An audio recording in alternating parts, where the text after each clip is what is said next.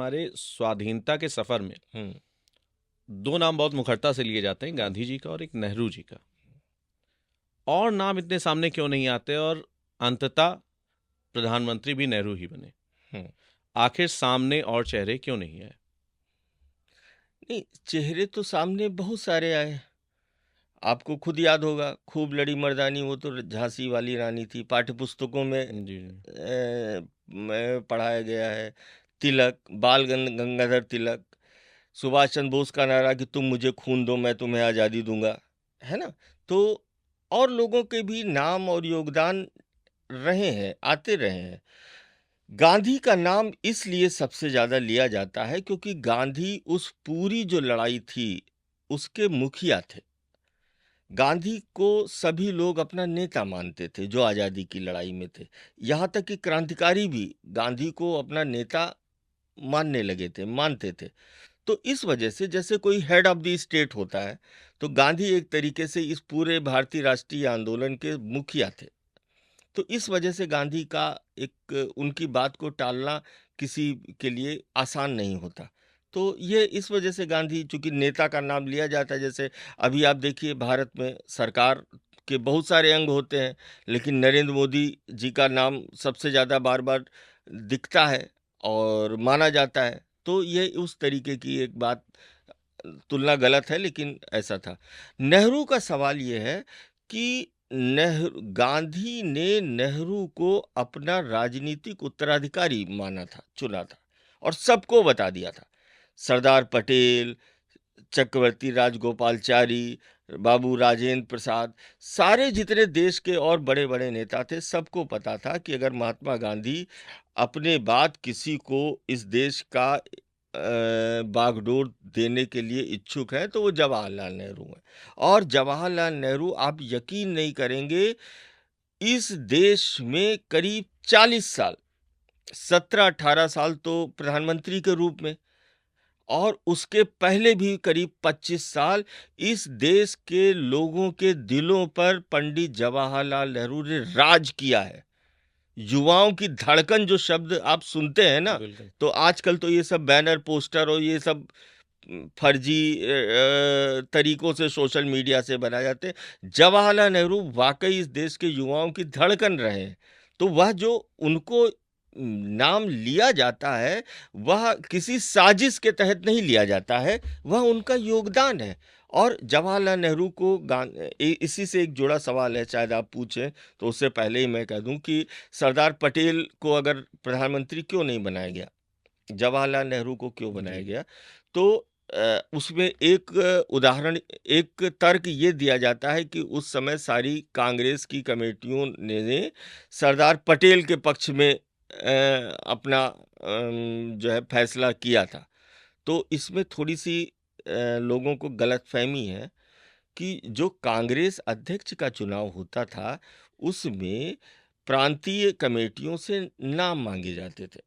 तो वो कांग्रेस अध्यक्ष 1 साल के लिए होता था, और कांग्रेस का अध्यक्ष वो सर्वे सर्वा की हैसियत वाला अध्यक्ष नहीं होता था, वो 1 साल काम चलाने के लिए, क्योंकि सारे लोग लगभग समकक्ष थे।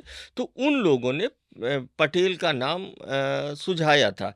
इसकी वजह ये थी कि पटेल कांग्रेस के संगठन में काम करने वाले सबसे बड़े नेता थे, तो उनका नाम सुझाया गया था।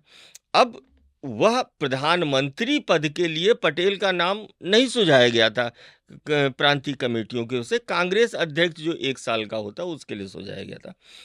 गांधी, नेहरू के अंदर कुछ ऐसी बातें थी जो दूसरे और नेताओं में नहीं थी।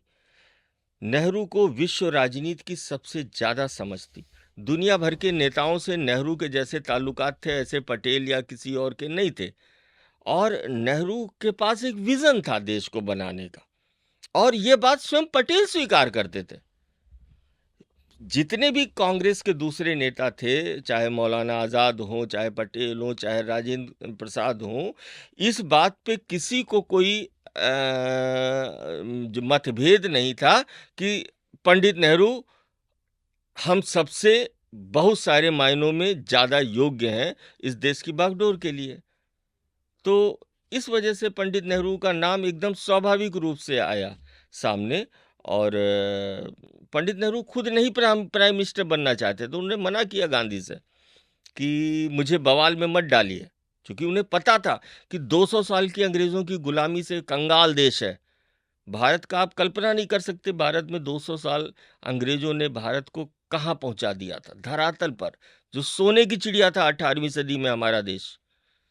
अंग्रेजों के ठीक पहले जो मुगल काल था 18वीं सदी का, उस समय भारत की, पूरी दुनिया की जीडीपी में भारत का परसेंटेज 23 to 27% था। अलग अलग आंकड़े हैं लेकिन इसी रेंज में है, जो आज अमेरिका का दुनिया में शायद नहीं है। हम सोने की चिड़िया जो कहे जाते हैं वो उस दौर में थे। उसी भारत को अंग्रेजों ने 200 साल की अपनी गुलामी के बाद बिल्कुल कंगाल कर दिया था। भारत में जो औसत जीवन जिंदा रहने की मियाद थी वो 30 साल के अंदर की थी। तो उस देश को पंडित नेहरू ने अपने देश के संसाधनों के दम पर, पाकिस्तान की तरह नहीं कि वो अमेरिका की पिछलग्गू बन के वहां से पैसे ले लेकर वो बने। भारत के तमाम नेताओं ने, और पंडित नेहरू उनके लीडर थे, ये तय किया कि हम आज़ाद भारत को अपने पैरों पे खड़ा हुआ देश बनाएंगे, और ना हम अमेरिका की गुलामी करेंगे और ना हम रूस के पिछलग्गू बन के रहेंगे, हम अपना खुद वजूद खड़ा करेंगे। और मुझे लगता है कि नेहरू ने बहुत ही बेहतर योगदान तरीके से। किया। हम्म। अंग्रेजों के जाने की वजह क्या थी? आखिर ऐसा क्या हो गया था कि उनको महसूस होने लगा अब हम यहाँ नहीं टिक पाएंगे? बहुत अच्छा सवाल है। अंग्रेज भारत से कभी नहीं जाना चाहते थे, लेकिन जो हमारी आज़ादी की लड़ाई थी, और वो इतनी आगे धीरे धीरे बढ़ते हुए महात्मा गांधी के नेतृत्व में घर घर तक पहुंच गई थी। यानी भारत की जनता अंग्रेजी शासन के खिलाफ हो गई थी काफी हद तक। तो अंग्रेजों को ये लगा कि अब कोई भी सरकार, एक चीज समझिए, कोई भी सरकार तभी शासन कर सकती है जब उसको जनता का थोड़ा सा सपोर्ट। समर्थन रहे। अगर, और वो तो विदेशी सरकार थी, तो उनकी हैसियत, भारत पर शासन करने की ताकत, क्षमता, वह धीरे धीरे कमजोर हो गई थी। जैसे लोग, न्यायपालिका, सेना, पुलिस, सब जगह पे लोग तो बहुत सारे भारतीय ही थे। ठीक बात। उनकी भी भावना अंग्रेजी सरकार के विरुद्ध हो गई थी। जैसे नौसेना विद्रोह हुआ 1946 में, बहुत बड़ा विद्रोह हुआ, नौसेना ने विद्रोह कर दिया। तो अंग्रेजों को शासन करने के जो उनके टूल थे वो उनके हाथ धीरे से धीरे निकलते हाथ जा से निकलने लगे थे, और इस वजह से ये अंग्रेजों ने भारत छोड़ा। और पूरी दुनिया के भी ऐसे हालात हो रहे थे, क्योंकि दूसरी विश्व युद्ध के बाद में इंग्लैंड की हैसियत पूरे दुनिया पे राज करने की बहुत कमजोर पड़ गई थी, हो गई थी, और अमेरिका एक बड़ी ताकत के रूप में आ रहा था। तो इसका भी एक कारण था।